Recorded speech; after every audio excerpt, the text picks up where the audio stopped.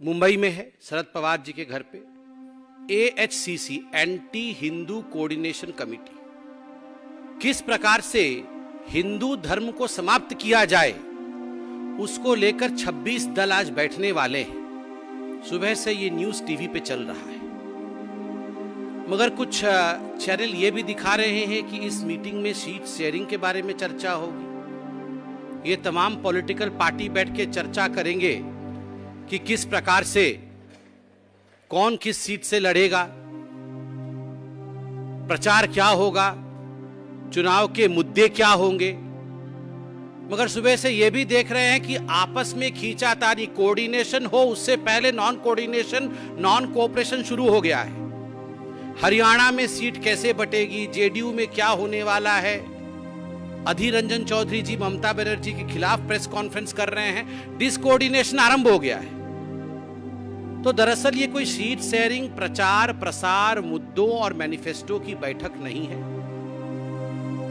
जो 2-3 दिन पहले उनके एक महत्वपूर्ण सदस्य ने कहा था कि हम 26 पॉलिटिकल पार्टीज हैं और हमारा एक ही मत है कि हिंदू धर्म को किस प्रकार मिटाना है, हिंदू धर्म को किस प्रकार समाप्त करना है। आज एंटी हिंदू कोऑर्डिनेशन कमेटी की उसी विषय पर बैठक होने वाली है। बंधुगण, मुझे बड़ा आश्चर्य लगता है, मुझे दुख लगता है। Dengue, malaria, corona, leprosy, AIDS, ये हिंदू धर्म को इस प्रकार की बीमारियों से आप कंपेयर करते हैं। हम तो जो बीमार है उसे किस प्रकार से ठीक किया जाए, हर बीमार के प्रति संवेदनशीलता, यह हिंदुस्तान का धर्म है। और एक तरफ आप देखिए, हिंदू धर्म डेंगू है, हिंदू धर्म एड्स है, पूरे विश्व के लिए मेनेस है, इट्स अ वर्ल्ड मेनेस। अभी एक बहुत बड़े नेता जो ये एंटी हिंदू कोऑर्डिनेशन कमेटी के सदस्य हैं, उन्होंने कल ही कहा है कि हिंदू धर्म एक वर्ल्ड मेनेस है, it's a world menace, it should be thrown out of the world forum. इस प्रकार के शब्दों का प्रयोग मैं यहां पूछता हूं। मेरे यहां पर कई भाई बहन रिपोर्टर्स बैठे हुए हैं, कैमरामैन बैठे हुए हैं। कोई शिव को मानता है, कोई शक्ति की उपासक है, कोई भगवान विष्णु का उपासक है। क्या शक्ति का उपासना करना डेंगू के समान है? क्या शिव की पूजा करना श्रावण के महीने में मलेरिया है? क्या मंगलवार का व्रत रखना और जय बजरंगबली करना ये एड्स है? क्या भगवान की पूजा करना ये कोरोना है? धिक्कार है।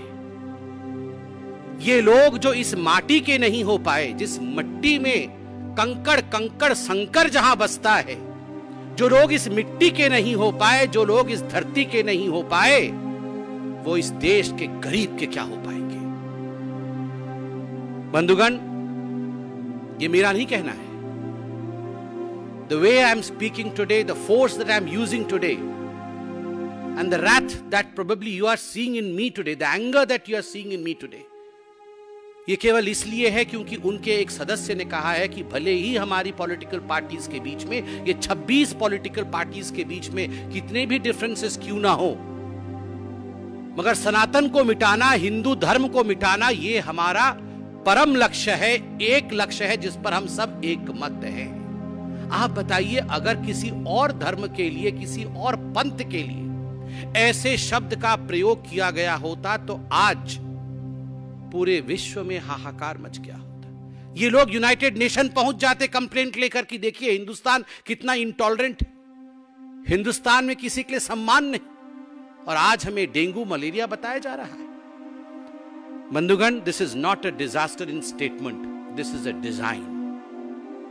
ये ऐसा नहीं हुआ है कि फुट एंड माउथ डिजीज हो गया है, ये गलती से किसी के मुंह से निकल गया है और वो उसे डिफेंड नहीं कर पा रहे हैं। ये एक डिजाइन है, ये एक डिजाइन है जिस डिजाइन के अंतर्गत आज नहीं, अनेकों वर्ष पहले राम मंदिर के खिलाफ प्रायोजित रूप से बताया गया था कि भगवान राम का अस्तित्व नहीं है, भगवान राम काल्पनिक है। आप ऐसा मत सोचिए कि ये यूं ही हो गया था। यूं ही सुप्रीम कोर्ट ऑफ इंडिया में, in the highest court of this country, when one of the most important political parties of this country denied the existence of the faith of India, Hindustan की आस्था के ऊपर आक्रमण करते हुए सोनिया जी के कहने पर जब कांग्रेस पार्टी ने कहा भगवान राम तो है ही नहीं, उसी दिन हम समझ गए थे कि this is not a disaster of statement, this is not a foot in mouth disease, this is a design. आप सोचिए, जिस दिन भगवा आतंकवाद कहा गया, हिंदुओं को आतंकवादी कहा गया, जिस दिन राहुल गांधी ने कहा हमें सिम्मी से खतरा नहीं है, हमें हिंदुओं से खतरा है, that was not a disaster in statement, it was a design. सोच समझकर नाप तौल कर बोला गया था। जब राहुल गांधी विदेशों में जाकर मुस्लिम ब्रदरहुड के साथ कंपेयर करते हैं, आईएसआईएस के साथ हिंदुओं का कंपेयर करते हैं, तो याद रखिए ये कोई कंट्रोवर्सी नहीं है, ये कोई कंट्रोवर्शियल स्टेटमेंट नहीं है, ये डिजाइन है, ये सोच समझकर दिया गया बयान है। और तो और ये 26 पार्टियां इसमें एक ही हैं, और आज एएचसीसी एंटी हिंदू कोऑर्डिनेशन कमेटी में सभी एक स्वर में हिंदुओं के खिलाफ बोलने वाले हैं। उद्धव ठाकरे जी के स्टेटमेंट से भी it's clear from his statement, उससे भी बात स्पष्ट होता है। वो कहते हैं कि मंदिर जब बन जाएगा और जो हिंदू ट्रेन में बैठ के भगवान राम के दर्शन के लिए जाएंगे तो गोधरा जैसे कांड हो सकता है, मतलब हिंदुओं को जलाया जा सकता है, तड़पा के मारा जा सकता है। इससे घृणक वाक्य और क्या हो सकता है? हम भगवान राम का दर्शन करने जाएंगे, भव्य राम मंदिर बन रहा है, और आप कहेंगे कि गोधरा हो सकता है, और आम आदमी पार्टी उसका समर्थन कर रही कि उद्धव जी बहुत बड़े नेता हैं, कुछ कह रहे हैं तो सोच समझ कर कह रहे हैं, गोधरा हो सकता है। अरविंद केजरीवाल जी, क्यों? आप तो बड़ा ढोंग रचाते हैं कि मैं तीर्थ यात्रा पे लोगों को भेज रहा हूं। आप तो राम मंदिर के विषय में क्रेडिट स्टीलिंग का प्रयास भी कर रहे थे, क्रेडिट लेने की कोशिश भी कर रहे थे, और आज आपके प्रवक्ता और आपके मंत्री कह रहे हैं कि उद्धव जी ठीक कह रहे हैं, अगर ट्रेन में बैठ के हिंदू जाएंगे देखने के लिए भगवान श्री राम को अयोध्या में तो गोधरा हो सकता है। उद्धव जी का समर्थन कर रहे हैं। समाजवादी पार्टी कह रही है रामचरितमानस को पढ़ना नहीं चाहिए। जिस प्रकार के घृणक शब्दों का प्रयोग श्री रामचरितमानस के लिए उपयोग कर रही है समाजवादी पार्टी, ना कहे तो भला, जिह्वा पे नहीं आ सकता। और आज सुबह से समाजवादी पार्टी ने प्रेस कॉन्फ्रेंस करके राम मंदिर के खिलाफ स्टेटमेंट दिया है, हिंदुत्व के खिलाफ आज बयान जारी किया है कि राम मंदिर नहीं बनना चाहिए। आरजेडी तिलक लगाने वालों से देश को बर्बाद कर दिया है, यह स्टेटमेंट पढ़ रहा हूं। कल का स्टेटमेंट है उनके एक बहुत बड़े कद्दावर नेता का कि इस देश को यदि किसी ने बर्बाद किया है तो तिलक लगाने वालों ने बर्बाद किया है। आप और हम जब एग्जाम लिखने जाते हैं, आप और हम और हमारे बच्चे जब परीक्षा लिखने जाते हैं, तो हमारी माएं हमारे ललाट पर विजयी भव करके तिलक लगाती हैं। हजारों वर्षों से सैनिकों की पत्नियों ने तिलक लगाया है। हजारों वर्षों से ईश्वर को याद करते हुए हमारे बुजुर्गों ने हमारे ललाट पर तिलक लगाया है। हमने इस देश को बर्बाद किया है। राखी जब बांधा जाता है तो बहन अपने भाई के सर पे तिलक लगाती है। क्या भाई देश को बर्बाद कर देता है?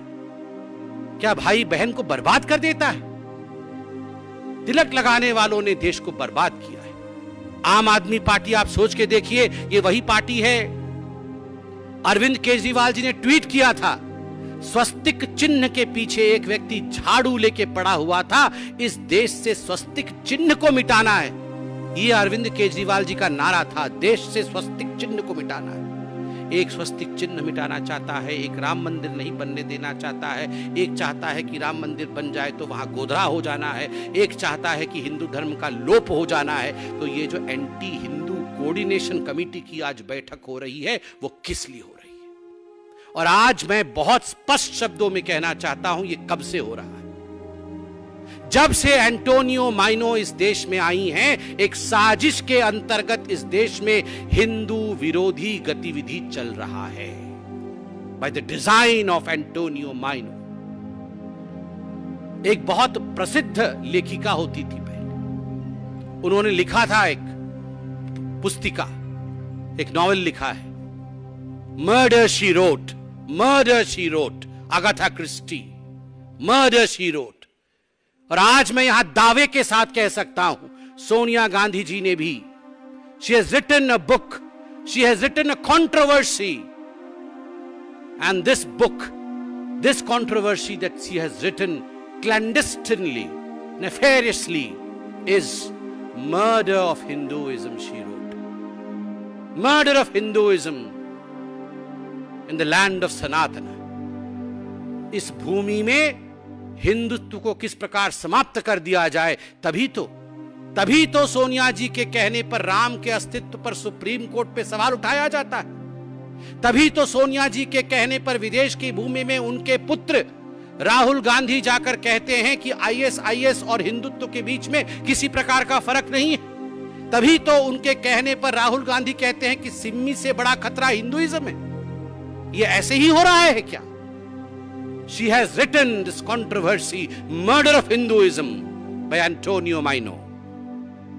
मगर मैं भी आज कहना चाहता हूं, हम भी आज कहना चाहते हैं, लाख कोशिश कर ले सोनिया गांधी, लाख कोशिश कर ले सोनिया गांधी, हिंदू धर्म का न कभी बाल बांका हुआ था, न कभी बाल बांका होगा, और न कभी हिंदू धर्म मिटेगा।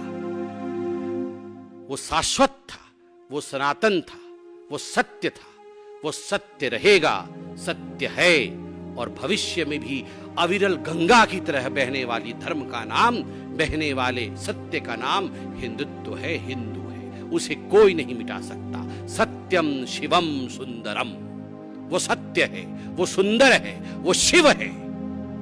हिम्मत किसकी जो शिव को मिटा दे, हिम्मत किसकी जो सत्य को मिटा दे, हिम्मत किसकी जो सनातन को मिटा दे।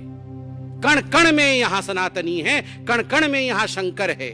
और हम सब जब भी सनातन के ऊपर आक्रमण होता है, जब भी हिंदू धर्म के ऊपर आक्रमण होता है, शिवाजी खड़े होते हैं। और आज लोकतांत्रिक रूप से प्रत्येक हिंदुस्तानी छत्रपति शिवाजी बन के खड़ा होगा और हिंदुस्तान में सनातन की रक्षा के लिए लोकतांत्रिक मत का प्रयोग करके किसी भी कीमत पे ये एंटी हिंदू कोऑर्डिनेशन कमेटी की जो चेष्टा है कि हिंदुइज्म को मिटा दिया जाए, यह लोकतांत्रिक रूप से संभव नहीं होने देगा। आज भारतीय जनता पार्टी इसका ऐलान करती है कि हम सब एक हैं, सबका साथ, सबका विकास, सबका विश्वास, सबका प्रयास, यही देश के माटी को, यही देश के संस्थान को, यही देश के संस्कृति को बचाने का काम करेगी। बहुत बहुत धन्यवाद।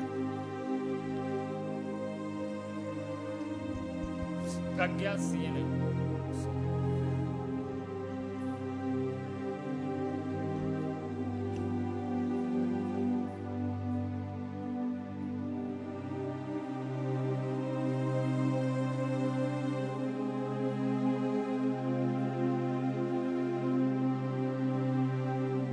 I didn't get the question. What is he hailing? G20 is hailing what?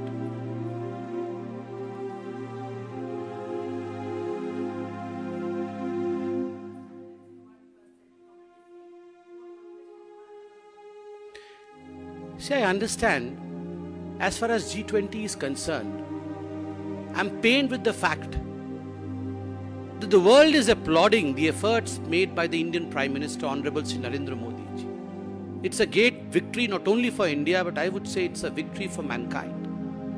Under such scenarios, we may belong to different political parties in the country, but astonishingly, people like Kapil Sibal, who have been changing political parties for their personal gains, still have the voice questioning G20.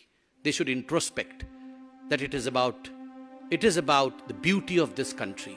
It is not about political party.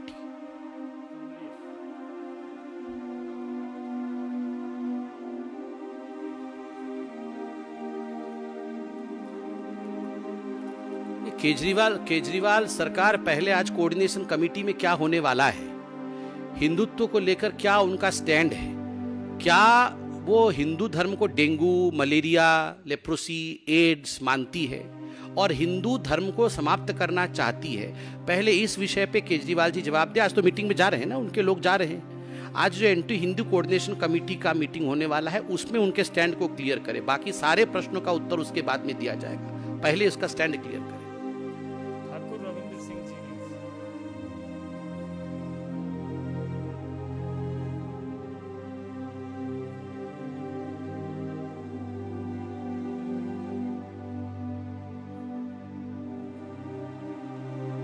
तो ये ना बोले ना, अगर वो चुप रहेंगे, हिंदू धर्म के खिलाफ ना बोलेंगे, तो उनके कहे अनुसार ध्यान भटकेगा नहीं। हिंदू धर्म को खत्म करना है, हम डेंगू है, हम मलेरिया है, हम एड्स है, हम लेप्रोसी है, ये तो उन्होंने ही बताया है। राम मंदिर नहीं बनना चाहिए, गोदरा हो जाएगा, उन्होंने बोला है। अब बोलेंगे तो हम रिएक्ट भी ना करें। ऐश्वर्या पालीवाल।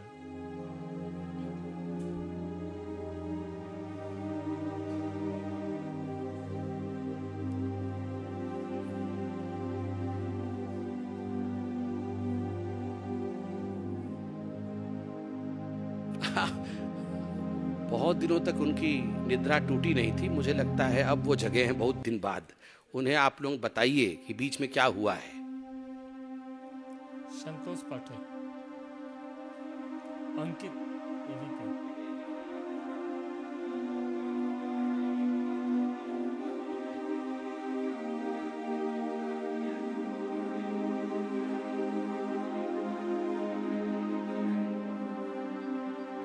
नहीं, ये चित भी मेरी पट भी मेरा, ऐसा तो नहीं होता है ना। अब पहले तो मैं आपसे भी निवेदन करूंगा, ये अधर्मी गठबंधन है, इस गठबंधन को कोई और नाम मत दीजिए। जो इस देश के मूल को समाप्त करना चाहता है वो कभी गठबंधन ही नहीं हो, वो अधर्मी है। और चित भी मेरी पट भी मेरा, वो बोलेगा तो भी मैं उसके साथ रहूंगा, मगर मेरा राय नहीं है। ये हिंदुस्तान की जनता सब समझती है। अरुण सिंह।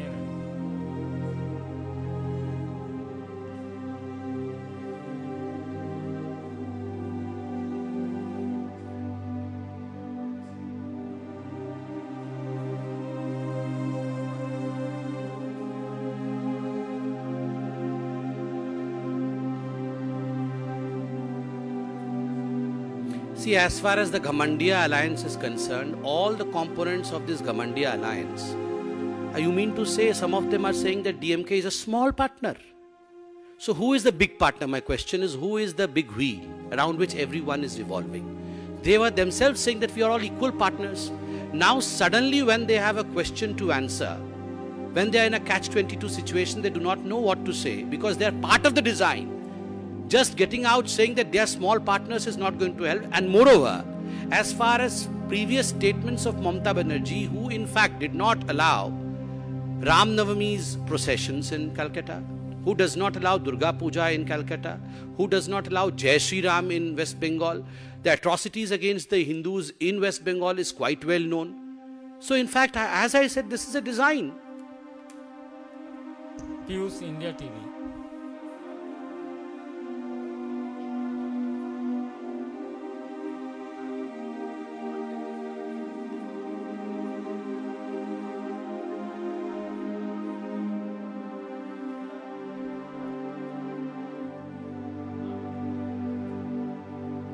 ये सारे भाई हैं, ये किसके खिलाफ कौन प्रस्ताव पारित करेगा? कोई हिंदू आतंकवादी बोल रहा है, कोई राम मंदिर के खिलाफ बोल रहा है, कोई रामचरितमानस के खिलाफ बोल रहा है। तो ऐसे अगर एक दूसरे के खिलाफ प्रस्ताव पारित होगा तो वो घमंडिया गठबंधन तो होगा ही नहीं। और दूसरी बात है, ये संजय राउत जी की बात तो उद्धव ठाकरे भी आजकल नहीं सुनते हैं।